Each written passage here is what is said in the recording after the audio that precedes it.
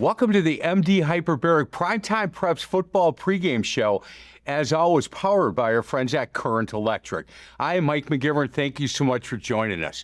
So week 2 of the high school football season is here, and over the years, when I've talked to high school football coaches, they continually say, this is the week that we learn the most about our team. Win or lose in week 1, you find out that some of the players you thought were ready to play might need to be coached up a bit more. And there's always a few players that you and your staff are totally surprised at. The lights get turned on, and these players stepped up and performed at a really high level. This week's non-conference game between the 1-0 Slinger Owls and the defending Division III state champion, the 0-1 Grafton Blackhawks, should be a good one. Both teams have a really strong tradition of teams that compete in the conference and deep into the playoffs. Let's start with the Grafton head coach. He is Jim Norris. Hey, Coach, thank you so much for a couple of minutes of your time. How you doing today? Doing great. How you doing, Mike? Doing good. Thank you. Hey, before we get into this year's team, want to talk about winning the state championship and what that community of Grafton was like for you?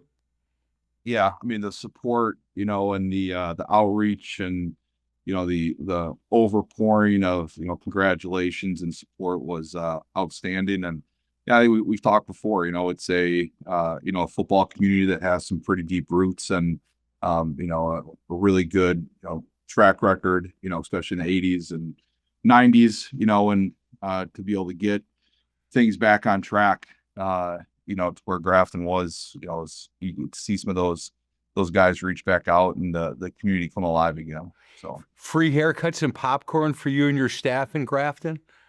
That might infringe on some NIL deals. Oh, that's right. But yeah. Hey, WIA, I was just kidding. I'm just kidding. Let's talk about this year's team. You guys have moved to Division II because of the success you've had.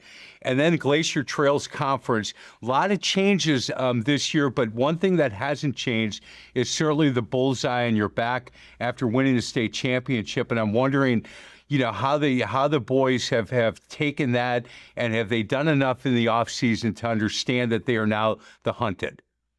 Yeah, no, I think our off season, was super competitive. Our guys did a lot of really good things in the weight room, and within our speed, our speed progression. It's one thing. We were a very senior heavy team last year. The biggest hurdle, that we, will continue to have to overcome is, game experience and leadership within that upper class. And they've done a really good job. To this point, obviously there's some growing pains along the way.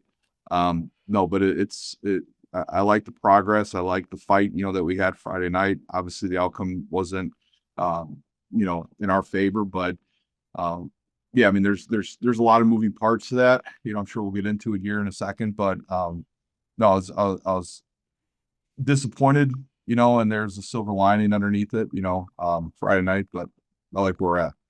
Coach, I always think that every once in a while, if the team can learn from a loss, as long as they learn something, especially early in the year, as a basketball coach, I never minded those. As long as these kids understand, look, we need to do more than just put the jersey on and show up because we won a state championship. Nobody is gonna lay down for us. They're gonna give us their best bet and best game. Coach, when I look at Grafton, it feels like your running back, Jack Nelson, has been part of the Grafton program for 10 years. I just feel like that. And he has been a big part of what you guys do for a number of years. And to start with this year's team, I think we have to start with him, correct? Yeah, I agree. He's really good. He's a really good football player and a good leader. I know you've talked about that part of him, of what he brings to the program and to the community on different interviews that we've done. But he's a kid that certainly he represents you in this program really well. Yeah, he's been a kid that has continued to develop in that leadership role.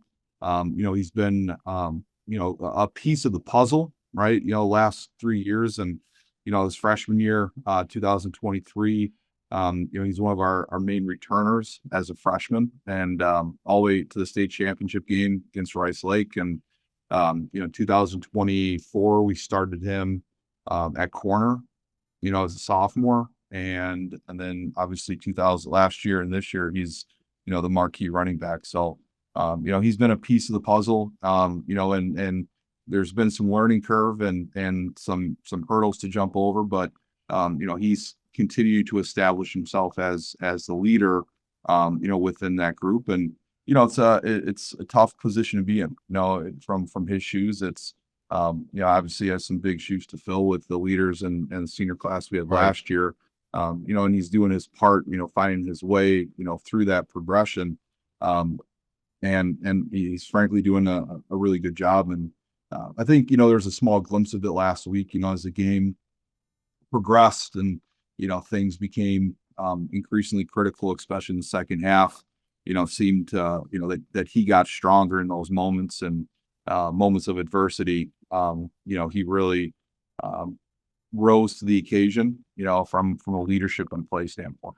Hey, Coach, offensively with Hank Doyle and Parker Shaw, I think offensively those are the guys that we're going to look at tonight's game and pay close attention to. Defensively, Cooper Ayers is a kid that you like his toughness and what he does on the defensive side. Yeah, he is. He's only a junior. He's been, not so patiently waiting, for his opportunity. And he was a guy that was in, the wings right-hand guy with, Tyler Heinley the last couple of years, and one of the best linebackers in the state. And, training with him every day, lifting with him, any drills, whatever it was, they were attached at the hip. And so he got to learn from the best. And, he's continued to establish himself, on the defense. He's the shot caller, and make sure that our front's organized and prep calls in. But yeah, I mean, he's doing a fantastic job. He's a super tough kid, and we lean on him pretty heavily defensively. Well, I'll tell you, knowing you a long time, and the teams start to take on the personality of their coach, and Grafton's a tough team. That's what you guys do. Certainly up front on the defensive line, offensive line, you guys like to go out and beat up people, and I like that, Coach. I love the fact that that's what has happened in Grafton, and they kind of take on your personality. Coach, I wish you luck again moving to Division II and then moving to the Glacier Trails Conference, which is kind of the unknown. A lot of changes going on in Grafton, and I wish you luck. Thank you so much for a couple minutes of your time. We're going to get to a break. Other side, we're going to be joined by the head football coach at Slinger, Bill Jacklin. This is the MD Hyperbaric Primetime Preps football pregame show powered by Current Electric, only on My 24.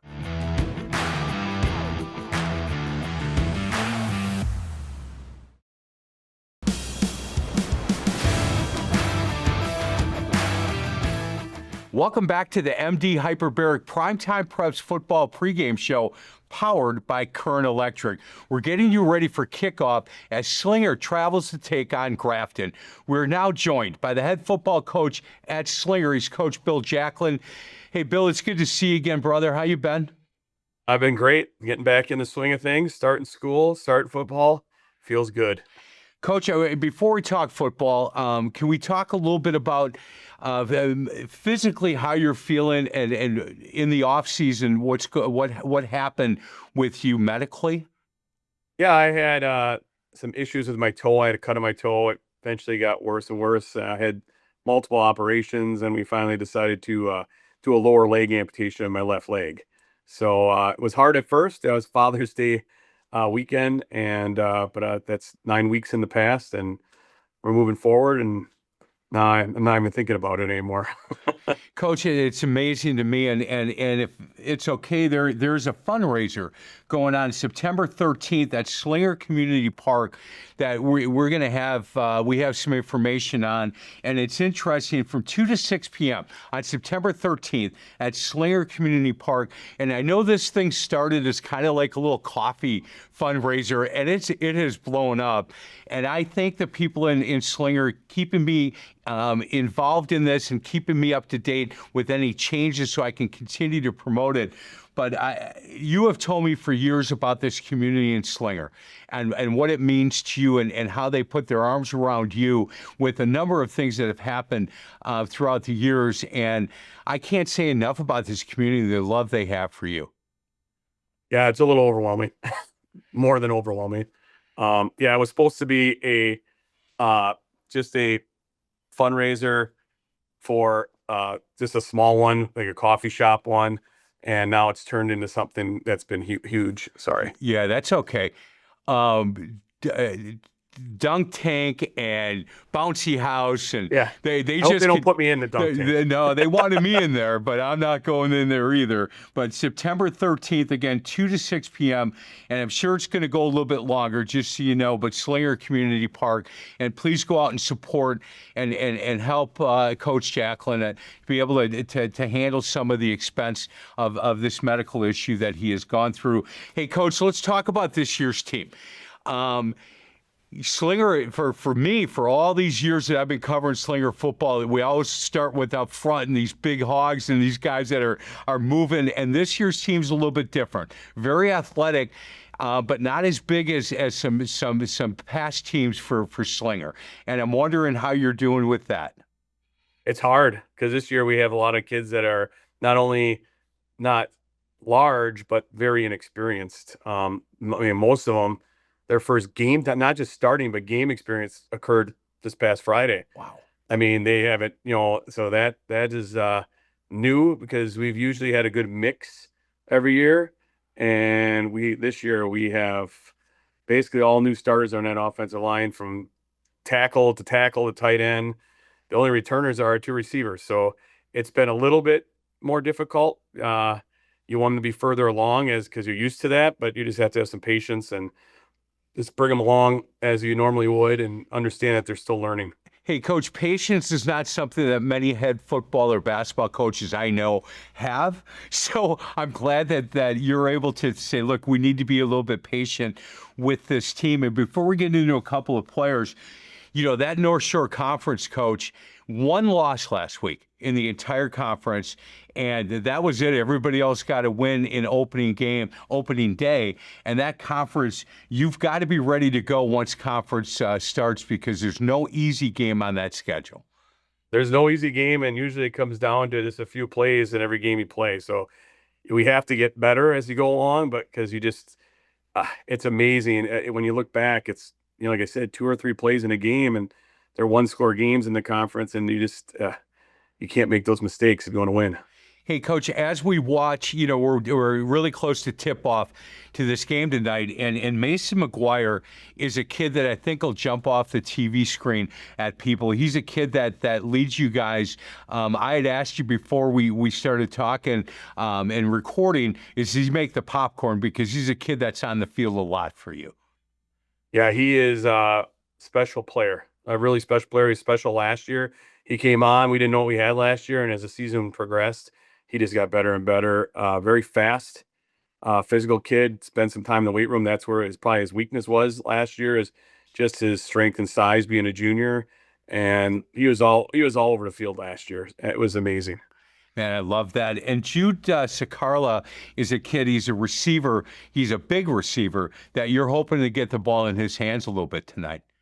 Yeah, it's really nice about him. He doesn't just use his size, but he uses his body. And his hands are excellent. He plays basketball, so that helps. But he's a special kid for us. He's going to be very special for us because he gives us that weapon to kind of open a running game. Really, we're using our running game, our passing game now to open a running game, which we've never done before at Slinger. Right. But that's kind of where we're working towards this year, it looks like. Well, when a kid like Kobe Hendricks graduates, and you're so used to be able to give him the ball on 3rd and 1, on 2nd and 8, and hope that you would get a first down. That's really a difficult thing to have to replace, and I don't think you can replace it right away. But it certainly is something that you would prefer to be able to hand the ball off 3 times to get a first down, I would think. I would love that. Now, Kobe, in his junior year, when we went to state, he wasn't a really good product at the beginning of the year. He was good, but not there. And by the time we got to the end of the season, he became that special player. So I'm hoping this year We know last year he was a special player for us, but I'm hoping we can get the same thing out of some of our backs that we have. As they grow and learn, they get better, and I'm hoping we can, at least by the end of the year, have a really nice product back there. Yeah, I know that Peyton is not going to play tonight. He got dinged up in week 1, but I think that he's probably a kid that by week 4, week 5, week 6, and then down the stretch is somebody that you're going to be pretty comfortable handing the ball to. Absolutely. He's a leader, a team leader. So he's a guy that we're going to miss playing Grafton, but we got to look at what's ahead and what the long haul is. We want to make playoffs, so we have to make sure he's healthy, especially when we get to the latter part of the season. Hey, Coach, before we let you go, after a community like Slinger wins the state championship in football, and we're going to talk to Chris Werner from the AAYFL a little bit later in the show, I would assume that the amount of kids that want to play and participate in football at Slinger it really kind of gets the juices going, and the numbers rise a little bit after the success that you had a couple of years ago. And you and I have had the conversation about youth football and how that's the lifeblood of the varsity and the high school program. Talk to me about that program and the amount of work that the people in the youth football program do in Slinger. Yeah, our youth program has been healthy for a while. We got a little bump, but it's been. I mean, we have two teams at every grade level, 5th through 8th. It's very healthy. It's around 200 kids.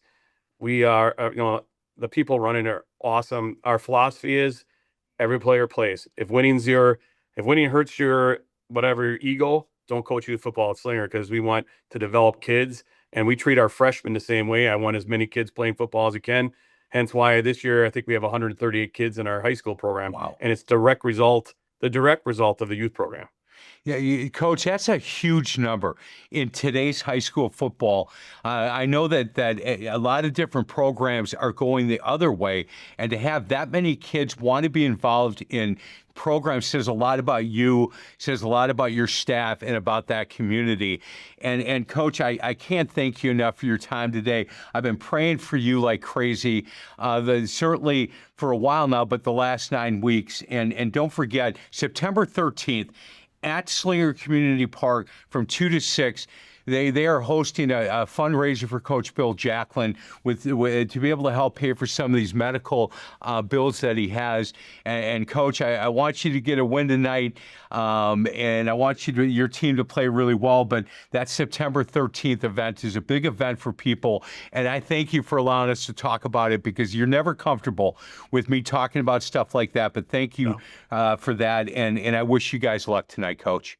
Thank you. I'm glad that you're my friend, man. I appreciate our friendship, and thanks so much. Yeah, you got it. That's Bill Jacklin. We're going to get you a break. Other side, we're going to be joined by Chris Werner from the Slinger Owls Youth Football Program in our AAYFL Spotlight segment. This is the MD Hyperbaric Primetime Preps Football Pregame Show, as always, powered by Current Electric, only on My 24.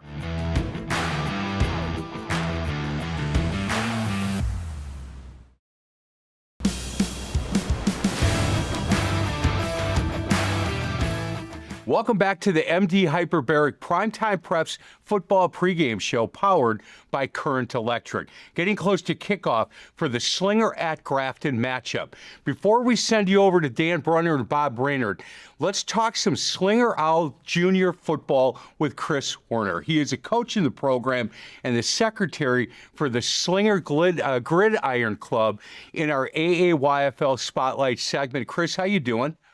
I'm doing well, thank you. Yeah, thank you so much for a couple of minutes of your time. How long have you been involved with Slinger Youth Football? Total is 7 years now. And good for you. I appreciate all the time and sweat equity that you put into that program. And now you're also the secretary, so you're on the board. Talk to me a little bit about what that consists of for you. Making sure all the notes are taken for all of our meetings and everything. I just had as I call it, a stint of 6 years as the equipment director as well. So I have a replacement for that. And then I took on the secretary job with the next 2 years with my son in the program. And then we'll see what happens after that. I'm not sure which position you need to be more organized for, but I don't think I'd be very good at either one of those. Talk to me about the numbers with the youth program and in Slinger. You feel pretty confident the numbers are going to continue to increase, and how many kids are playing? Yeah, actually this year was our second highest. We're at 197 right now. We started out, I think the most is 203. So program numbers are great. Helps that our high school is doing well. Gets the youth a little more involved, with that. But I know I have parents that always thank us for doing what we do, and it's just what we do. I haven't been part of Slinger my entire life, but long enough to know that football's king in Slinger. So, Well, basketball comes a close second. I got to It be does. honest with you, but you're It right. does. Slinger is certainly a football community. And when I talk with Bill Jacklin, and I talk personally about some of the things he's been going through, he always says to me, "You don't understand. This community has literally put their arms around me and helped me get through some of the stuff that I'm going through." And I just love the Slinger community for that. Yeah. No, he's been great. He's a liaison to us too, so he comes to all of our meetings. I don't think our program would be as good as it is without him always having say and just using what he has, his knowledge that he has, and using it for the youth program all the way through the high school program.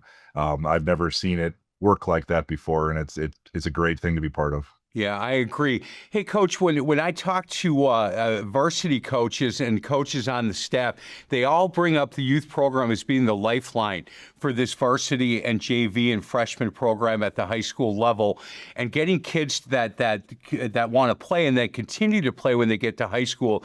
And I think that Coach Jacklin probably has those conversations with you guys, correct? Absolutely. Yes, he does. I mean, from fifth grade all the way through, we run basically the same playbook. Obviously, once they get into varsity, those plays get a little harder and a little more involved. But we run the same formations, we run the same plays. I mean, really is what it is, and it's all based off of those plays.